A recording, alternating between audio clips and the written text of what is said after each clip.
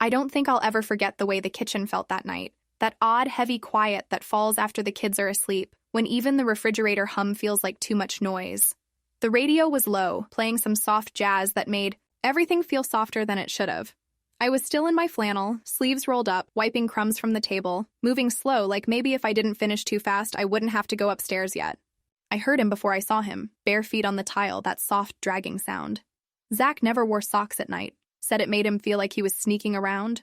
Maybe that was the first sign. He walked in, just sweatpants and a hoodie hanging, off one shoulder like he forgot to finish dressing. No words, just started helping, collecting plates like he belonged there, and he kind of did. Ever since he showed up last week, after his lease ended and Tom offered the guest room until January, he'd just blended in. The kids loved him. Tom was glad to have his brother around again, and I didn't mind the help, didn't mind the conversation either. He was easy to talk to, too easy. I dropped the towel and leaned down to grab it, but he was faster. When he handed it back to me, his fingers brushed mine, warm, still a little damp from the dishwater. I don't know why that made me freeze, but it did, and he didn't move, just looked at me like he was waiting for something to happen, like the silence might say more than either of us were willing to. I smiled, tried to play it off with a joke, even though my throat was dry. "You're not looking at me like family," he didn't laugh. He didn't look away either, just said, real quiet, "Maybe because right now, I'm not sure I feel like family. I wish I could say I pulled back, that I turned away or scolded him or said something wise and responsible. But I just stood there. And then the baby monitor cracked with static and we both flinched. And I said something like, 'I should check that,' and ducked out like I'd just remembered I had a life upstairs." The next morning came too early. Thanksgiving prep day, the kind where every surface gets covered in flour, cranberries, toys, and wet footprints. Tom was already at the stove, whistling like he always did when he chopped onions, apron tied crooked around his waist. Zach stood beside him, cutting carrots with way too much focus. The kids were everywhere, dragging chairs and shouting over each other. The chaos should have felt normal, but my stomach was tight. Not guilt, not exactly. Just something uneasy and unspoken, like a draft you can't find the source of. Later, at the big folding table we only use twice a year, we all sat down. The cousins, the grandparents, the neighbors. So much noise, so much laughter. And in the middle of a story about my college trip to Santa Fe, I mentioned that terrible motel with the broken shower head, and Zach jumped in, quoting me exactly. "And the towels smelled like burnt toast." He grinned. I blinked. That was 15 years ago. I hadn't even remembered saying it. After dinner, Tom's phone rang. He took the call in the hallway, came back with a worried brow and a forced smile. "Babe, that was the site lead in Glenville. Water main blew under the foundation. I gotta head over tonight, probably back by Sunday." I nodded, touched his arm. "It's okay, we've got Zach here." He kissed my forehead, thanked his brother again, grabbed his overnight bag like he already knew he'd be gone longer. I helped the kids into pajamas. Zach took out the trash and fixed the squeaky door hinge I'd mentioned offhand 3 days ago. Once they were asleep, I stood in the doorway for a minute, watching the empty hallway. I wasn't ready to go to bed yet. I went out onto the porch instead. Zach was already there, wrapped in one of Tom's old flannel blankets, steam rising from his mug. "You didn't have to come out," he said. I wrapped my arms tighter around myself, but I did. By the time I stood up to go back inside, I realized I hadn't even taken a sip of the tea I'd brought out with me. It had just sat there, cooling in my hands while I focused too hard on the sound of the wind through the trees, and the way Zach's breathing was almost in rhythm with mine, the kind of quiet you don't notice when there's still a television on in the background, or a dishwasher humming, but now it was only us and the porch light making soft shadows on his face. And I don't know why I hesitated, but I did. Just standing there with my hand still wrapped around the handle of the mug, like I was waiting for a cue I never got. He looked over and gave me a half smile that didn't reach his eyes, the kind people give when they're either holding something back or wishing you would say what they're afraid to say first. And when I turned to go, I felt his hand on mine, not grabbing, not pulling, just resting there a moment too long for it to be about balance or politeness, or the way family touches family when they're passing each other on the way to the kitchen. And I didn't look at him because I was too aware of everything in that moment. The roughness of his fingers, the quiet space between our words, the fact that I hadn't pulled away yet. "Good night," I said, my voice softer than I expected it to be, and I meant it as a boundary, maybe even a thank you for the blanket or the tea or the way he hadn't said anything more. But I couldn't meet his eyes, so I walked back in and closed the door gently behind me, stood there a second with my back to the wood, listening to the click of the latch like it might lock something deeper out. The next morning was louder than any alarm, with kids running through the hallway already in mismatched socks and yelling about who gets the last pancake, and Tom in the kitchen with his usual Thanksgiving energy, banging pots like drums and whistling that off-key tune he always does when he's trying to multitask but still forgets where he put the brown sugar. And there was flour on the counter before 8 and 3 open butter sticks on 2 separate plates. And I was already halfway through making coffee before I realized Zach was standing at the island with a paring knife, slicing carrots in smooth, even strokes, not saying anything, just there like he'd always been. And I felt the pull again, that strange little twist in my chest that didn't feel like guilt but didn't feel right either. Tom asked me to grab the cranberry sauce from the pantry, and when I turned back with the jar, I caught Zach watching me from across the kitchen, not staring exactly, just lingering too long enough that my fingers fumbled with the lid, and I turned back around too quickly, brushing past the moment, like it wasn't real even though it sat in my skin the rest of the day. The table was full by one, folding chairs brought in from the garage, mismatched plates stacked 3 deep, and everyone already 2 glasses of wine in when the stories started. The same family ones we always told about broken bikes and bad school photos, and the time I ran through the screen door in 3rd grade. And somewhere between the laughter and the mashed potatoes, I was talking about that awful motel from my Santa Fe trip in college, half joking about how the towels smelled like burnt toast, and out of nowhere, Zach cut in with the exact line I'd said back then, word for word, and the room laughed. But I just looked at him like, how did you remember that? And why had you remembered that? And what else have you been storing in that quiet head of yours all these years? After dinner, the kind of full-body tired settled in where you can't tell if it's the turkey or the people that made you sleepy. And I was stacking plates when Tom's phone rang from the other room, and when he answered, I could hear the change in his voice from all the way across the house, the shift from husband to contractor, from holiday to problem-solving mode, and when he came back, he already had his coat in one hand and the car keys in the other. Babe, I'm so sorry. It's the Glenville job, main pipe cracked under, see, the slab. They need me to take a look before morning, he said, his eyes apologizing more than his mouth. And I just nodded because that was the reality of our life. These things happened, and I told him, it's okay. We've got Zach here. He kissed my forehead like he always does, like I'm a thought in the middle of his day, a soft comma before the next task, and I watched him drive off with a paper coffee cup and his overnight bag still open at the zipper, and I didn't know then that that would be the last time we'd have a normal goodbye. Zach helped me get the kids into their pajamas, told them silly stories about sleepwalking turkeys and candy corn thieves, and when they were finally quiet, I sat on the edge of the couch staring at the blinking Christmas lights still tangled in their box on the floor, thinking about how strange it felt to have the house both full and empty at the same time. That's when I went out to the porch, not really planning to, just needing air or space or maybe silence again, and he was there already with Tom's blanket, over his shoulders and a chipped mug I hadn't seen in years. And when he said, "You didn't have to come out," I didn't answer right away, because I wasn't sure if I had come out for the air or for him. The first thing I heard that morning was laughter, not polite chuckles or the tired kind you give out of obligation, but real, high-pitched, kitchen table laughter, the kind that vibrates through the walls and makes your feet move faster before your brain even wakes up fully. And when I stepped into the hallway still tying my robe, I could already smell cinnamon, toast, and see little crumpled pieces of homework paper scattered across the floor like snowflakes that had forgotten where they belonged.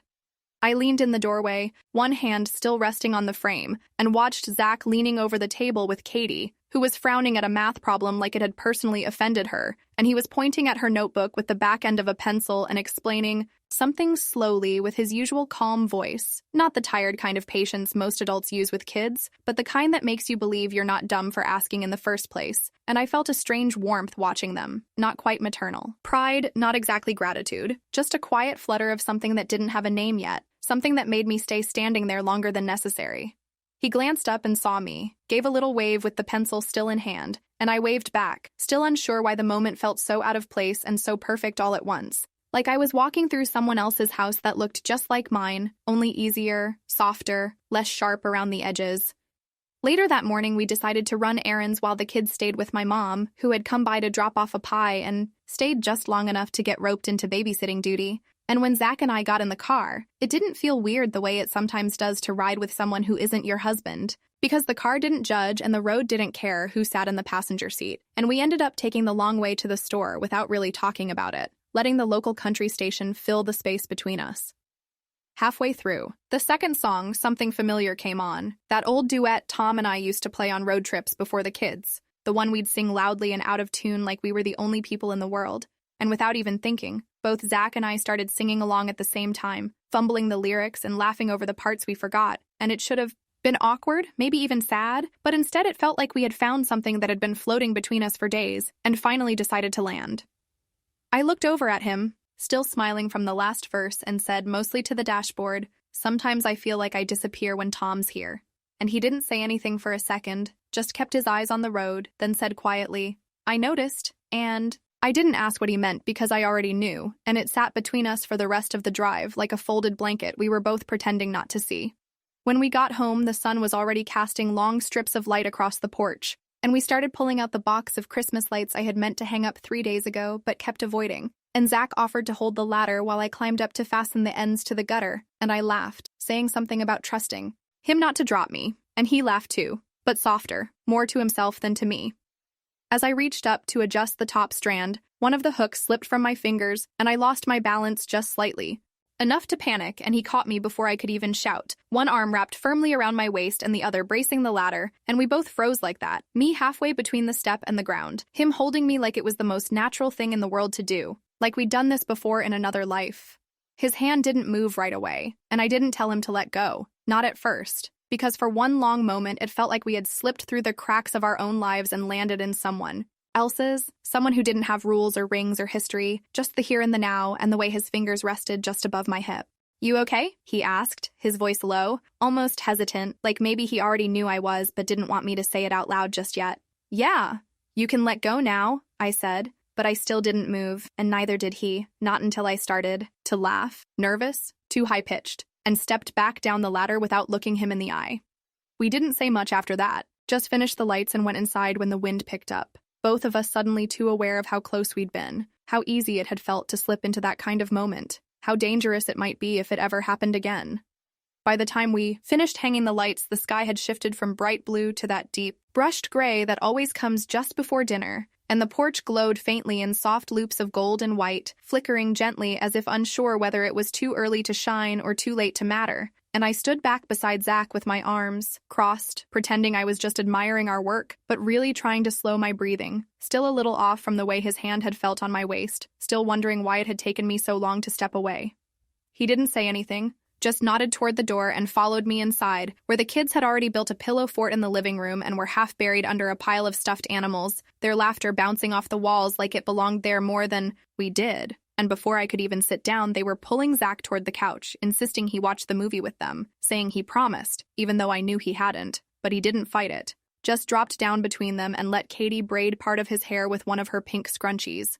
I watched from the kitchen doorway, hands still damp from rinsing vegetables, and the way he let them climb over him like he was their older brother, or some half-forgotten cousin who had never grown up, made something twist again deep in my stomach. Something that felt like longing and regret mixed together with a kind of ease I hadn't known I was missing until it showed up without asking. When the credits finally rolled and the kids wandered off to brush their teeth, I turned off the lights in the kitchen and sat down on the edge of the couch, a safe distance away, but not too far, and I don't know what made me say it, but I started talking, not the polite kind of small talk that fills the quiet when someone's just a guest, but the real kind, the kind you let out when you're too tired to filter. And I told him about the second pregnancy, how hard it had been, how I didn't bounce back the way the blogs promised, how I cried in the laundry room at 2 a.m. because the baby wouldn't sleep, and neither would Tom, and how I started to feel like a background character in my own house, walking around in circles just trying to keep everyone else afloat. He didn't interrupt, didn't nod too much, or say he understood like most people do when they really don't. He just listened, his eyes never leaving mine, not even when I looked down or picked at the hem of my sleeve, and I could feel the weight of that silence. Not heavy but grounding, like someone was finally holding the other end of something I'd been carrying alone for years. "You made this weekend easier," I said, not expecting him to respond right away, but he did, after a breath. "I made it better," he said, and the way he said it wasn't proud or playful, just simple, as if he hadn't meant to say it at all but couldn't not. I stood to take the mugs to the sink before I could say something I'd regret, something too honest, and he followed me into the kitchen where the remains of dinner waited to be cleared. And we worked side by side like we'd done it 100 times before, passing plates and rinsing glasses in quiet rhythm. At one point, our hands brushed over the same spoon, and instead of flinching or joking or stepping away, I just looked at his hand on top of mine, warm and still slightly damp, and didn't move, didn't speak, just breathed through the sudden stillness that wrapped around us like steam from the sink. I told myself it didn't mean anything, that we were tired, that sometimes people just get caught in the soft spaces of the day, and I let that lie sit between us as I turned off the tap and dried my hands with the dish towel, trying to ignore how slow he moved beside me, how quiet the whole house had become now that the kids were finally asleep upstairs. When he said goodnight, he didn't reach for my hand, didn't linger too long, didn't push the moment into something it wasn't. But he didn't look away either, and I stood in the doorway long after he left the room, staring at the empty hallway, wondering how a house could feel so familiar and so unsteady all at once. Like I was walking across floorboards that knew all my secrets and had stopped creaking, just long enough to see if I'd fall through.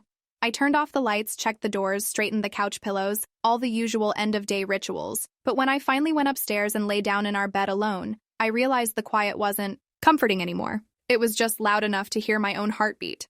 It must have been well past midnight when I finally gave up pretending I was asleep, the kind of heavy, stretched-out silence blanketing the house that only happens when the heater kicks off and the last car on the street has already passed, and I slipped out of bed slowly, careful not to let the floorboards under the bedroom rug creak the way they always do if I step down too hard on the left side near the closet, the one spot Tom always used to avoid in the mornings when he'd wake up early for job site inspections and try not to wake me or the kids. I padded down the stairs with my arms crossed against the cold, not because I needed anything exactly, just water maybe, or maybe a reason to not lie there staring at the ceiling while my thoughts kept circling the same question I wasn't ready to answer. And when I turned the corner into the kitchen, I saw Zach standing by the sink, one hand on the edge of the counter, the other holding a glass halfway to his mouth. His silhouette lit only by the soft greenish light from the microwave clock and the faint blue glow of the porch string lights leaking in through the back window.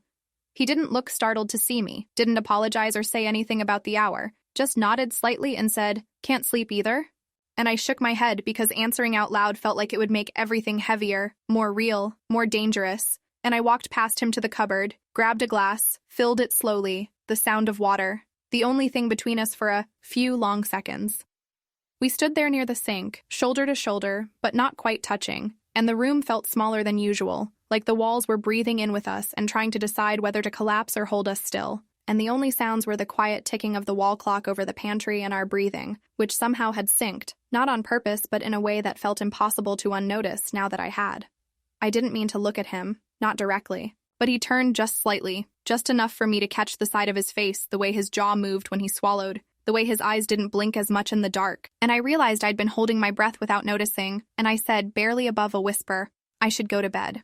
Not because I was tired, but because standing there felt like standing too close to the edge of something I wasn't supposed to be near. He didn't nod or step back or give me space. He just said quietly, "Then go." And the way he said it didn't sound like a challenge, but more like permission, like he was offering me a way out, even if it wasn't the one I actually wanted. I didn't move, not because I couldn't, but because something in my body decided that if I just waited a little longer, maybe something would shift, maybe the pull would fade, or the silence would break, or I'd remember why this wasn't okay. And then he said, "Unless you're waiting for me to say something stupid." And even in the dark, I could feel the way he was watching my face to see how I'd react. I shook my head slowly. Not as a no to him, but as a no to the whole situation. A no to whatever thoughts were starting to form in the corners of my mind. The ones I had been avoiding since the night on the porch, since the touch that lingered longer than it should have. And I wasn't sure what I expected him to do next, but I didn't expect the way his hand lifted so carefully, like he was afraid to startle me, like he was reaching for something fragile and wasn't sure if it was real. He touched my cheek with the backs of his fingers, just barely grazing the skin like he needed to confirm I was really there. And I stood frozen, not because I was scared, but because the warmth of his hand was steady in a way that felt familiar, like a memory I hadn't made yet, but already knew by heart. And I didn't lean in, but I didn't lean away either. And that was probably the moment where it all stopped being harmless. He leaned in slowly, giving me time, space, every out he could have offered, and I didn't take any of them, didn't flinch or turn my head or say his name to stop him. And when his lips touched mine, it wasn't urgent or forceful or even sure. It was cautious and quiet and almost apologetic, like he was asking a question neither of us had the right to answer. The kiss was short, just long enough for me to forget what my hands were doing, just long enough for my heart to shift in my chest and land somewhere it didn't belong. And when it ended, we both just stood there, breathing in the same air again, too close, too still, too aware of everything that had just changed without saying a word. I pulled back first. Not because I regretted it, but because the kitchen was too quiet and the air too thick, and if I didn't step away, I wasn't sure I could trust what might happen next, and I said, "This can't happen. and the words felt hollow the second I spoke them because they came too late. He didn't argue or plead or try to reach for me again. He just said, "But it did." And I hated how calm he sounded, how simple he made it sound, like he wasn't shaken at all while my whole body felt like it had forgotten how to stand still. I stood there for another moment, maybe two, with my hands gripping the edge of the counter so tightly the bone at the base of my thumb started to ache, and I didn't say anything else because I was afraid of what might follow if I opened my mouth again. Whether it would be a confession or an excuse or something softer I wouldn't be able to take back. And Zach didn't move either, didn't speak, didn't shift his weight or step away, just stayed where he was with his head slightly tilted, and his eyes watching me like he already knew I wouldn't sleep tonight either, not after this. The room felt colder suddenly, or maybe I was just noticing the chill that had been there all along, masked by the heat rising in my chest and the way my heartbeat had been pounding in my ears since the moment our lips touched, and I let go of the counter slowly, as if any sudden movement might shatter whatever fragile thread was still holding my life together, and I turned toward the hallway without looking back. Not because I didn't want to, but because I knew if I did, I wouldn't go upstairs at all. Each step back toward the bedroom felt heavier than the last, the wood beneath my feet groaning softly like it wanted to say something, like it carried the memory of what had just happened and didn't want to keep it quiet. And when I reached the top of the stairs, I paused for a second and looked down the hallway toward the guest room where Zach was supposed to sleep, where he would walk back to eventually and maybe stand in the dark the same way I had before, wondering if what we did meant something or if it only felt like it did because of the hour. I opened the bedroom door gently, more out of habit than necessity, because Tom wasn't there to wake, wasn't there to ask why I was still up or why I looked the way I probably looked now, wide-eyed and flushed and lost in my own skin. And I crossed the room slowly, my feet almost silent on the rug, the air too still, the space too large without the sound of his breathing or the weight of his arm draped over my hip, like it used to be when we first moved into this house and still woke up tangled together. The bedside lamp cast a soft oval of light across the far wall, and I reached over to turn it off, but my hand hovered a moment too long, caught by the framed photo sitting on the nightstand, the one from the beach vacation 2 summers ago, where we were all smiling and the kids were still small enough to carry on our backs, and Tom had his hand on my shoulder, his wedding ring catching the sunlight in just the right way that made it look brighter than it was. I picked up the frame, slowly, felt the familiar weight of it in my hands, the cool glass pressing against my fingertips, and I looked at our faces, mine younger, less tired, less blurred around the edges, and I studied Tom's smile, the way it crinkled at the corners like it always had when he was trying to get the kids to laugh for the camera, and for a second I felt a strange sting behind my eyes. Not tears exactly, but the kind of pressure that comes when you're trying too hard not to cry. I turned the frame over in my hands, the smooth wood sliding easily under my thumbs, and without fully thinking about it, I set it back down. Face. Down this time? The soft click of it meeting the table louder than I expected, echoing a little too much in the silence that followed, like I'd just closed a door I hadn't meant to close all the way. I slid under the covers, still dressed. Not because I was cold, but because I didn't want the air on my skin to feel like a question I didn't know how to answer. And I lay there staring at the ceiling, tracing the familiar outline of the fan blades, counting each one as if that might ground me back into something real, something solid. But all I could think about was the way Zach had looked at me after the kiss. Not like he was ashamed or confused, but like he already understood what it meant even before I did. I wanted to tell myself it was a mistake, that it only happened because the hour was late and the house was too quiet, and we were both just tired and lonely and human. But I couldn't, not really, because I had felt something when it happened, something I couldn't dismiss with timing or circumstance, something that made my chest tighten and my breath catch and my fingers itch to be held again, even though I knew I shouldn't want that. The longer I lay there, the more I realized the worst part wasn't what had happened, but how easy it had been, how natural, how it hadn't felt like stepping over a line so much as like slipping into a space I hadn't even realized was waiting for me, and that was what scared me most. Not the kiss itself, but how much of me had already wanted it long, before it ever happened. At some point I must have fallen asleep, though it didn't feel like sleep so much as surrender, and when I woke up a few hours later to the sound of the garbage truck rumbling down the street, the sky just starting to lighten at the edges, the only thing I could think was that nothing had changed in the house. The coffee maker still sat on the counter, the kids' backpacks were still by the door, the porch lights still blinked their slow rhythm, and yet everything felt different, as if the walls had learned a secret and were waiting for me to admit it too. The morning after didn't feel like a morning at all, but more like waking up in the middle of something that had already begun unraveling. And as I walked downstairs to the kitchen with a folded towel in my hands and last night still fresh in, My skin? I saw Zach already there, dressed, quiet, moving too precisely, as if every gesture had been rehearsed to avoid contact. And for a moment we stood across from each other, pretending to be normal, pretending to be the same people we were 2 days ago, the ones who passed plates and laughed at spilled juice and shared glances that didn't mean anything. He poured coffee into a mug without asking if I wanted any, which was unusual because he always asked even when he knew the answer. And I buttered toast I didn't want and stirred oatmeal for the kids who were still upstairs arguing over something neither of them would remember in an hour, and neither of us spoke, not because we didn't want to, but because we didn't know how to start a conversation that wouldn't collapse under its own weight. When the kids finally stumbled in, messy-haired and full of noise, Katie clambered into her seat and looked at both of us with the sharp intuition only a 7-year-old could have. Her voice slicing through the awkward stillness like a needle through silk as she asked, "Are you mad at Uncle Zach?" And I froze, spoon halfway to her bowl, not because I didn't expect it, but because I hadn't prepared a lie gentle enough to feel true. So I said softly, "No, sweetie," and offered a smile that tasted like cardboard. Zach didn't respond, just turned to rinse his mug, his back stiff, and I watched him like I might watch someone walking on a tightrope I built myself, both hoping he'd fall and terrified he might. And when the kids ran outside to feed the dog and the screen door slammed shut behind them, the silence stretched again until it wrapped around my neck.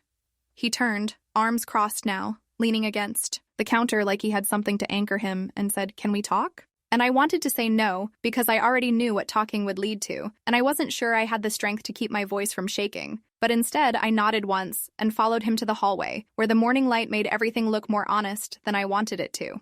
We crossed a line, I said before he could speak, the words brittle but sharp, like something snapped just under my ribs, and he didn't flinch, didn't argue, didn't ask what I meant because we both knew exactly what I meant, and instead he just looked at me with that same steady expression that always made me feel seen and said, "Then let's at least be honest about it." I folded my arms, not for protection but for control, to keep them from reaching for anything, a chair, a coffee cup, his hand, and I waited, hoping he'd fill the space so I wouldn't have to, and he did. "I felt something for a long time," he said, not rushed or dramatic, just plain and even, and I didn't know what to do with it because it never made sense. But it was always there, in the little things, in the way you talk to your kids, in the way you light up when you bake, in the way you forget yourself when you're busy taking care of everyone else. And he looked down as if the floor had more courage than either of us. "I didn't plan last night. I didn't mean to pull you into something you didn't ask for." I stared at the wall past his shoulder, the one with the pencil marks from measuring the kids' heights each year, the smudges from fingerprints and jam and ordinary life, and I wanted to tell him he was wrong, that it wasn't always there, that this was new and temporary and meaningless. But I couldn't because part of me had known it too, even if I hadn't admitted it out loud. So I said nothing, and he didn't press, just nodded like silence was its own kind of confession, and we stood there for a while longer until the sound of the kids laughing outside broke the moment clean, in half, and we both stepped back into our assigned roles, into the shape of what we were supposed to be. That evening, after dinner and bath time and stories and brushing teeth and tucking in and pretending like the day had been normal, I was loading the dishwasher when Zach came in with something folded in his hands, something that looked like paper but thicker, and he held it out without a word. I took it carefully and unfolded it slowly, unsure what to expect, and inside was a photo, one I didn't remember being taken, of me and the kids from the day before, sitting in the backyard with juice, boxes, and messy hair. The dog sprawled at our feet, and I was laughing at something Jack had said, my face turned up toward the sun, eyes squinting, arms loosely draped around both kids, and I looked alive in a way I hadn't seen in myself in years. "You look more alive than I've seen you in a long time," Zach said, voice low, and I didn't respond, didn't argue, didn't ask why he had taken the picture without me knowing, because I already knew. He'd been looking at me that way long before either of us had said it out loud.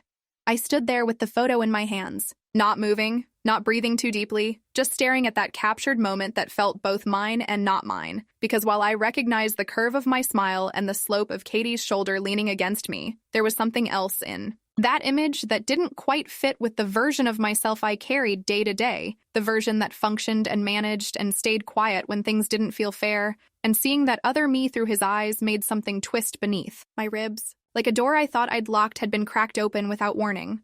Zach didn't wait for me to respond, didn't reach out or explain further. He just nodded once like he had said what needed saying, and left the kitchen, his footsteps, soft on the hardwood, and I stayed there by the counter with the dishwasher humming behind me, and the scent of dish soap clinging to my skin, and that photo still trembling slightly between my fingers like it was breathing its own air. I didn't know what to do with it. Couldn't bring myself to throw it away, but couldn't hang it on the fridge either. So I slipped it into the back of the junk drawer behind the old batteries and forgotten birthday candles, the kind of drawer everyone has, but no one admits. 2. And as I closed it, my phone buzzed on the table with a vibration so sharp it made me jump. It was a message from Tom. Just a few words, casual and clipped the way he always wrote when he was on site or rushing between calls. Wrapping up early, should be home by tomorrow night. I stared at the screen longer than necessary, rereading the message even though it hadn't changed, and instead of relief, I felt that sickening flutter in my stomach that usually only came before test results or hard conversations, the kind of fear that doesn't scream but whispers something awful, just beneath the surface. And I realized then that I wasn't scared of Tom finding out. I was scared of what I might feel when he walked through that door and looked at me like nothing had changed, because I didn't know if I'd be able to look back the same way. I didn't reply right away. I just locked the phone and set it face down beside the fruit bowl, then turned off the kitchen lights one by one until only the hallway lamp remained, casting soft amber shadows against the wall like memories that hadn't settled yet, and I stood in that light for a long moment with my hand resting on the banister, trying to decide if I should go upstairs or outside, or just disappear into the silence for a while. I found myself walking toward the guest room, each step measured, slow, deliberate like I was approaching a room I didn't have permission to enter, even though I'd vacuumed it and changed the sheets and folded the towels in the bathroom next to it just 3 days ago. But now it felt like neutral territory, a space suspended between past and present, between the life I had and the one I was dangerously close to imagining.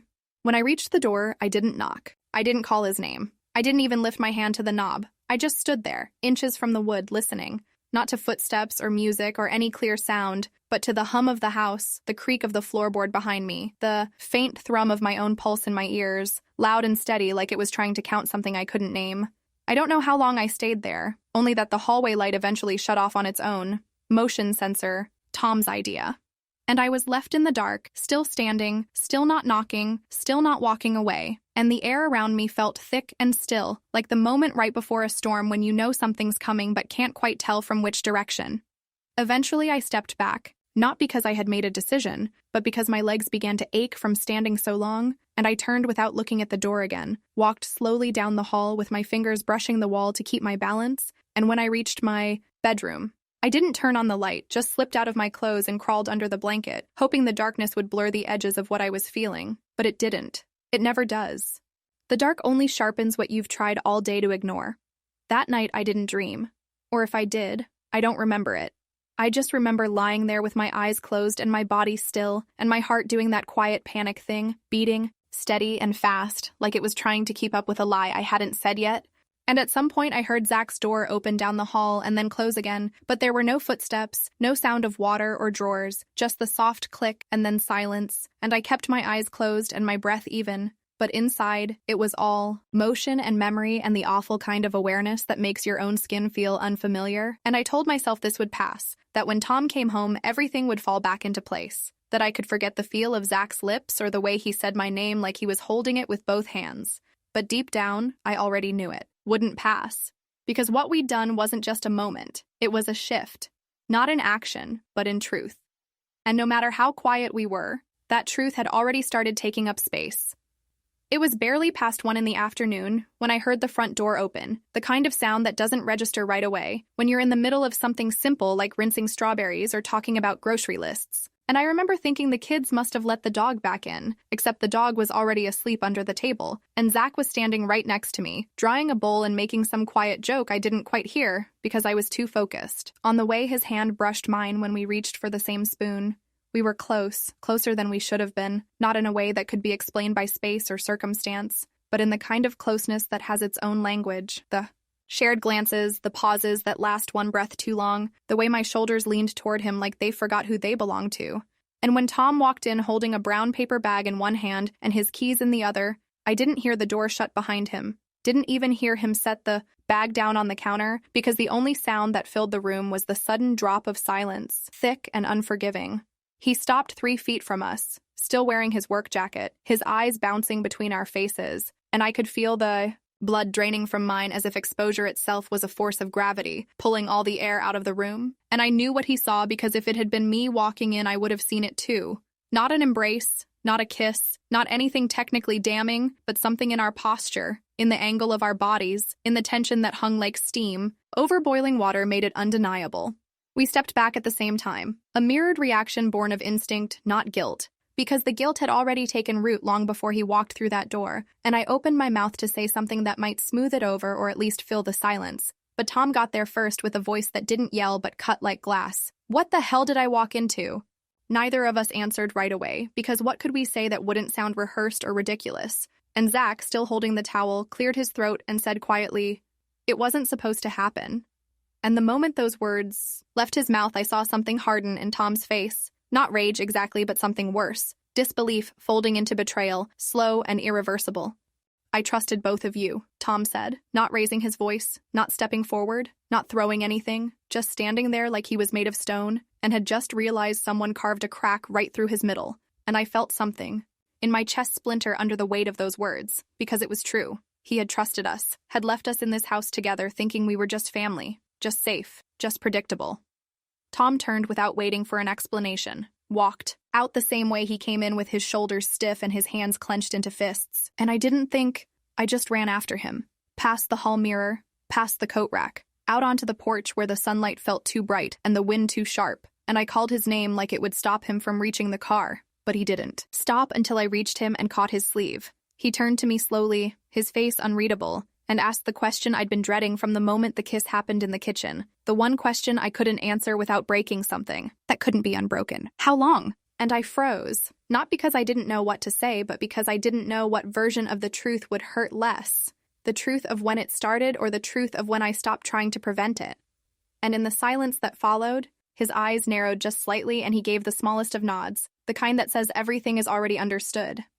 "That's your answer," he said, not bitter, not loud, just tired in a way that made my heart fold in on itself, and he turned away again without asking anything more, as if whatever needed to be salvaged had already been buried beneath something heavier than either of us could lift.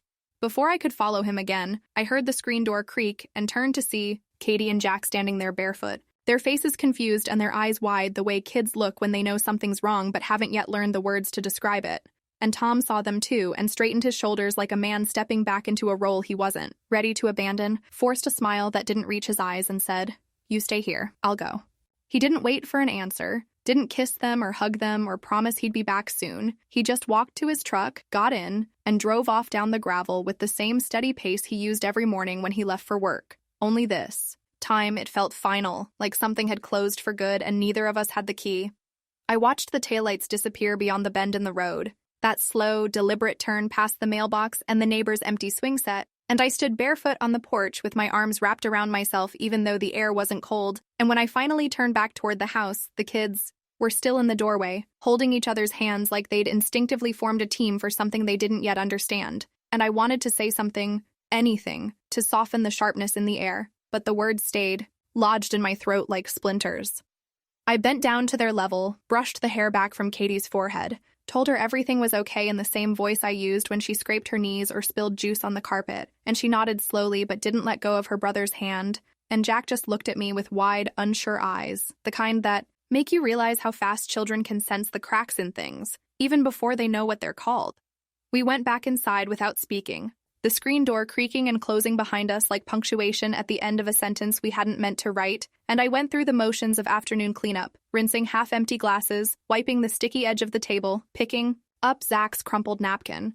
All of it felt like sorting through the remains of a day that had ended differently than it began, and when I looked at the clock, I realized it was still early, the sun still high, and yet it felt like we'd already lost the entire week. Zach didn't say much for the rest of the afternoon, just stayed mostly out of sight, helping Jack with a puzzle in the den, keeping his distance like he knew the ground beneath us had shifted for good, and I let it happen. Not because I was avoiding him, but because I couldn't look at him without hearing Tom's voice again, that mix of disbelief and restraint, the way he said, "I trusted both of you," like he had expected better of us not just as individuals, but as a family. Dinner was quiet, just the kids and me at the table, the sound of forks and juice boxes louder than any conversation, and when they asked where Dad was, I told them he had to help someone at work, and I hated how easily the lie came out, how familiar it felt to dress up the truth in something softer and more palatable, even though I could still feel the weight of it pressing against my ribcage like a bruise. After the dishes were done and the kids were tucked in, I lingered in the hallway longer than I needed to, listening to the soft rise and fall of their breathing, watching the nightlight glow against the wall. And I realized that part of me had been hoping, irrationally, desperately, that Tom would come back, that he would walk through the door again and tell me it was okay to fix things, even if I didn't deserve to. But the house stayed still, unmoving, and Zach stayed silent in the room at the end of the hall. It wasn't until just past 10 that I heard the stairs creak, soft and slow, and I stepped into the hallway in time to see him coming down with nothing in his hands. No suitcase, no backpack, just the keys to the truck he'd borrowed from Tom 2 days ago, and the same hoodie he'd worn that night on the porch. And when our eyes met, I knew what he was about to do before he said anything. He didn't look angry or ashamed, just tired, in a way that went beyond sleep. And when I opened my mouth to speak, he shook his head gently, just once, and said, "This isn't something I should stay for." And I didn't argue, didn't reach for his arm or ask him to wait, because somewhere in the hollow space behind my ribs I understood he was right, that this wasn't just about what had happened, but about what staying would mean for everything else. I followed him to the door, watched him pause as he reached for the handle, and for a second I thought maybe he'd say something to break the moment open, something meaningful or hard or even cruel, but instead he just looked at me and said, "Take care of them." And I nodded because I couldn't find words, not the right ones, not then. He closed the door quietly behind him, and I stood there in the entryway with my hand on the frame and my breath caught somewhere in the middle of my chest, listening to the hum of the refrigerator and the faint drip of the kitchen faucet and the silence that filled in the gaps where his footsteps used to be. I didn't cry right away, didn't collapse or break or scream into a pillow like I'd seen women do in movies. I just stood there, not moving, until my knees began to ache and my shoulders burned from holding so much stillness. And when I finally sat down on the floor, I let the tears come without ceremony or noise, the kind that fall in slow, exhausted drops like they've been waiting for permission to land. The kids stayed asleep through the night, unaware that anything had shifted, and the house kept its quiet the way it always did when there was nothing left to say, and I sat there until the porch lights blinked off with the timer in the hallway, dimmed again. And for the first time since I met Tom, I felt completely alone inside the life we had built together. And even with the children upstairs and the walls still holding warmth and the furniture exactly where it had always been, the only thing I could hear, the thing that echoed loudest, was the absence, not of noise but of presence. And in that absence, I heard the truth I'd been avoiding all along. I had let something into this house that I could never take back. It had been 7 days since the door closed behind Tom, and the truck rolled away with everything unspoken trailing behind it like dust. And in those 7 days, the house settled into a new kind of quiet, not the peaceful kind that comes after bedtime or on rainy mornings, but the heavy, weighted silence of something unfinished and unwanted, like a book you closed halfway through because you already knew the ending wouldn't be the one you'd hoped for, and Tom hadn't called, hadn't written, hadn't asked about the kids beyond a single check-in text that only mentioned their sleeping schedule, and nothing about how they were feeling, as if knowing their bedtime meant knowing they were okay. He had moved in with his brother, that much I knew, because Katie overheard her cousin mention it during a FaceTime call, and repeated it to me that night like a secret she wasn't sure she was supposed to know, and I nodded like it didn't hurt, like I hadn't already imagined him waking up in a different bed and drinking coffee from someone else's mug, and telling a version of the story that made sense to someone who hadn't lived inside the fractures of our house. One afternoon, after putting away groceries I barely remembered buying, I sat at the dining table with a pen in my hand and a blank card in front of me, one of those ones with soft watercolor trees on the front that I'd bought for thank you, notes and never used, and I tried to write something, an apology or an explanation, or maybe just a list of things I should have said sooner, but the words came out disjointed and dull, nothing that felt like enough, and I read it over 3 times before folding it quietly and slipping it into the drawer where we keep spare batteries and expired coupons, because some things aren't meant to be sent, only written so they can stop living inside you. The hardest part wasn't the silence from Tom or the absence of Zach, or even the way the house looked too clean now that I couldn't stop wiping counters I'd already wiped. It was the way people started to pull away without saying goodbye, like grief had made me contagious, and the texts from friends slowed until they stopped. And one afternoon while standing in line at the pharmacy, I ran into Rachel, someone who used to bring cookies over when the kids were sick. And she looked at me with kind eyes that couldn't quite meet mine and said, "I don't know what to say to you anymore." And then she turned away before I could find something simple and human to say back. A few days later, Zach called, just once, his name lighting up on my screen like a warning more than an invitation, and I stared at it until it went dark again, until the silence returned, and the only thing that followed was a short message that read, "I'm sorry I made things worse." I didn't answer. Not because I was angry, not because I didn't have something to say, but because anything I said would have made it worse again, and I was too tired to keep cycling through regrets like laundry I couldn't finish folding. Later that evening, I found myself in Jack's room, the soft blue curtains still half open from the morning, and I sat on the edge of his bed while he slept, tracing the edges of a drawing pinned above his dresser. A family portrait he'd done in crayon 2 years ago with bold, smiling faces and stick arms that looped together in one long line, and in the middle was me, the only figure with a black stripe drawn straight across the face. Not an intentional mark at the time, just a scribble from a distracted hand, but now it looked like a prophecy, like even then something had already started to blur. The next morning, a manila envelope arrived by courier, not the kind that comes from lawyers in suits, but the kind printed off by someone at a kitchen table and folded neatly into sharp corners, and inside were the documents for a legal separation, along with a note that wasn't really a letter, but a typed comment at the bottom of the form that read, "Need time. Not sure if I want resolution." I stared at that sentence for a long time, trying to find a word to hold on to, something solid and hopeful, or at least honest, but the only one that echoed in my head was not sure. Because it wasn't a door closing, but it also wasn't one opening either. It was just air between 2 rooms with no instructions on which way to go. Later that day, while the kids were outside building a crooked tent from old sheets and clothespins, I walked slowly through the kitchen, my hands brushing over the counter that used to hold Zach's coffee mug and Tom's keys, and half-finished art projects from Katie that always left glitter in the grout. And the surfaces were spotless now. Not because I liked them that way, but because the stillness made me feel less in danger of breaking down, and I paused at the stove where the kettle sat cold, untouched, the same kettle Tom always filled every morning before I even got out of bed, and I realized no one had boiled water in days, not for tea, not for comfort, not for anything. The stillness had settled in like fog, and the sharpest grief wasn't in the shouting or the slammed doors or the tears. It was in the absence of noise, in the way no footsteps moved through the hallway late at night, in the way I no longer listened for a car pulling into the driveway, or the creak of Zach's floorboard overhead. Only silence now, thick and unmoving.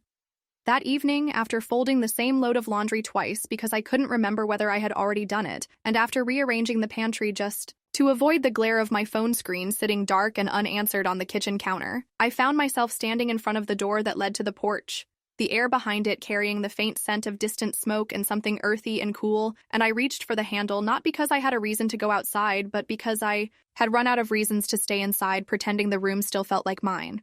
I stepped out slowly, barefoot, the wooden slats beneath my feet still warm from the afternoon sun, and I wrapped the old throw blanket around my shoulders, the one with a small tear in the corner that Tom always meant to stitch and never did. And I sat on the top step of the porch with my knees tucked close, staring out toward the road that curved gently down to the mailbox and then disappeared behind the trees. The same stretch of gravel where Tom had once taught Jack to ride his bike, and where Zach had once dropped his bag the first day he arrived like he planned to stay forever. The house behind me was still and humming, full of the faint life of resting, children and blinking electronics and the weight of things unsaid. But out here, the silence had a different quality. Not heavy, not suffocating, just vast, like it was waiting for something to return that never would. And I sat there tracing the edges of the blanket between my fingers, watching the wind move the leaves in lazy, indifferent spirals, as if the world didn't care whether we healed or broke. I wanted to believe that Tom would drive up the road, not with forgiveness, but with presence, just to sit beside me in shared silence so we could at least look at the damage together. But I also knew that hope wasn't rooted in anything solid anymore. That the version of us who might have recovered had already crumbled quietly somewhere between the kitchen and the front steps, and what was left were just outlines, shared memories with jagged edges and no way to hold them without getting cut. I had stopped checking my phone sometime that afternoon, not because I no longer hoped, but because the hope had worn itself out like a thread pulled too tight, and now all that remained was a dull ache in my chest every time the screen stayed. Black, not flashing a name, not buzzing with another chance, just nothing. Again and again. Behind me, through the kitchen window, I could see the dim glow of the fridge light, the soft shape of the teacup Zach had used still on the windowsill, untouched, since the day he left, and I hadn't moved it. Not because I couldn't, but because it felt like the last physical proof that something real had happened in that house that didn't begin and end with loneliness. And now even that felt like it might slip away if I blinked too long. I thought about the letter I had written to Tom and never sent. The way my handwriting looked shaky and uneven, like my hands didn't quite believe the words I was writing. And I remembered how I had tried to describe the truth without making it a weapon, how I had wanted to explain the emptiness without sounding like I was asking for sympathy, but I couldn't bring myself to drop it in the mailbox because there's a difference between wanting to be forgiven and needing to be seen, and I no longer knew which one mattered more. Somewhere deep in the trees, a dog barked once and then stopped, and the wind picked up just enough to make the porch swing creak faintly behind me. And for a moment, I closed my eyes and imagined the weight of Tom's jacket against my arm or the sound of Zach humming under his breath while folding laundry. And when I opened my eyes again, the road was still empty, and the mailbox still leaning slightly to one side, the same way it had for years, ignored and slightly broken. I didn't cry. I hadn't cried since the day Zach left, not because the tears had dried up, but because the sadness had settled too deep to reach the surface anymore. And now it just lived in the way I moved through the house, in the way I checked the time out of habit, and then remembered there was no one to expect, in the way I said goodnight out loud to no one just to make the air feel less hollow. And sitting there, wrapped in a blanket that smelled faintly like last winter and hand soap, I realized that this was what true loneliness felt like. Not just being alone, but being forgotten by the motion of life, like the world had moved on and left you inside a paused frame, a moment never unpaused, and no one was coming to press play. The night deepened slowly, without drama, just inching forward as the porch lights flickered on with the timer Tom had installed the first year we moved in, and I watched their familiar glow spill out across the steps like it always had, unchanged, steady, indifferent to what had happened inside the walls they lit. And I stayed there long enough for the chill to settle into my legs, and for the sky to darken until even the mailbox disappeared into the shadows. And that was the moment I finally let myself admit the thing I had been holding back since everything fell apart. That there are some mistakes you can't undo, some lines you can't uncross, and some people who, once they stop looking at you with love, never look back at all.